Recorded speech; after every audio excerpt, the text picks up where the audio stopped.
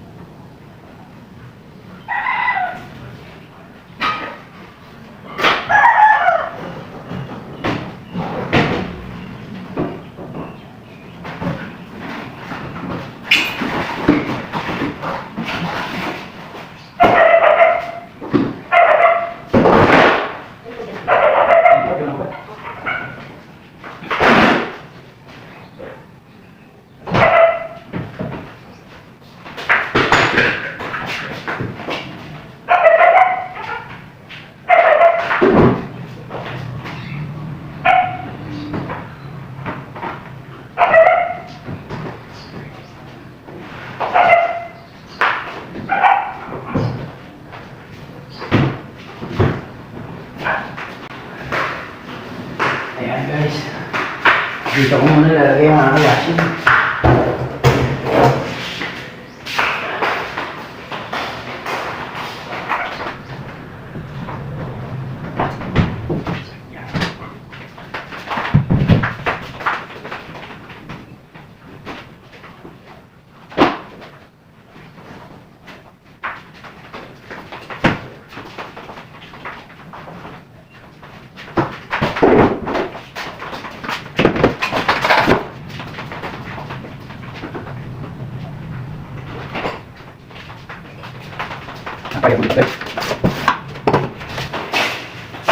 Alam niya, ito lang.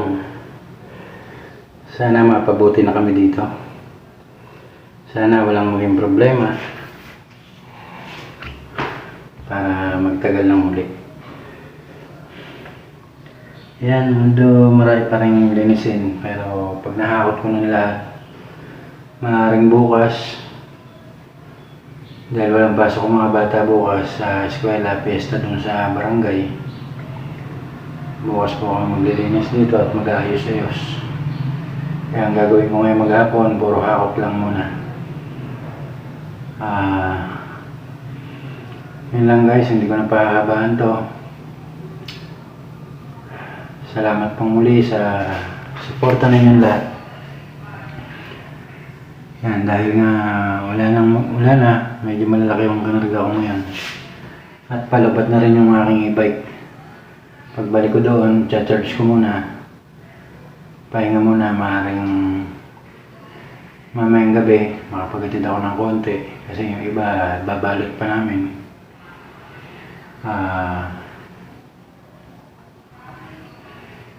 Hanggang sa muli po. Thank you so much sa inyong pagsuporta sa mga makakapanood nito.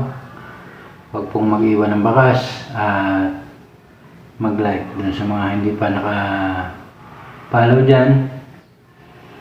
Pa-support naman po. At ako naman po ay legit. Babalikan ko po kayong lahat. Yun lamang po. Thank you so much. Hanggang sa muli. Bye-bye.